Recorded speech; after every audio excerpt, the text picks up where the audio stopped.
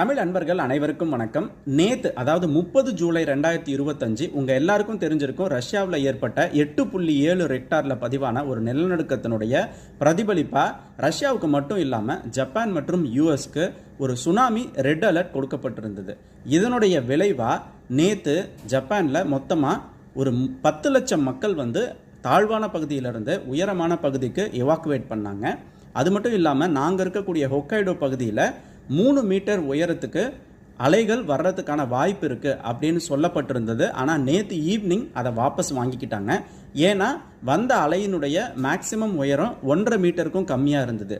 இது மட்டும் இல்லாமல் இன்னைக்கு கிட்டத்தட்ட எல்லாரும் இயல்பான வாழ்க்கை நிலைமைக்கு திரும்பிட்டாங்கன்னு சொல்ல முடியும். அது மட்டும் இல்லாமல் நம்ம எப்போவுமே கொடுக்கக்கூடிய இம்பார்ட்டன்ஸ் நம்ம சேனலில் E5 ரிசர்ச்சை பற்றி தான் அதிகமாக பேசிக்கிட்டு இருக்கோம். எந்த ஒரு சஸ்டைனபிலிட்டிக்கும் முக்கியமானது என்விரான்மெண்ட், அதுதான் டாப் ப்ரையாரிட்டி நம்ம கொடுக்குறோம். ஸோ இந்த என்விரான்மெண்ட் இல்லைன்னா எதுவுமே இல்லை அப்படிங்கிறத நம்ம தெரிஞ்சிக்க வேண்டிய ஒரு முக்கியமான விஷயம். ஸோ இதில் இருக்கக்கூடிய சயின்ஸ் அண்ட் டேட்டா அனாலிசிஸ் எப்படி இங்கே சென்ஸ் பண்ணுறாங்க, இதை பற்றின டீட்டெயில் உங்களுக்கு பயனுள்ள தகவலாக இருக்கும் அப்படின்னா மறக்காமல் கமெண்ட்டில்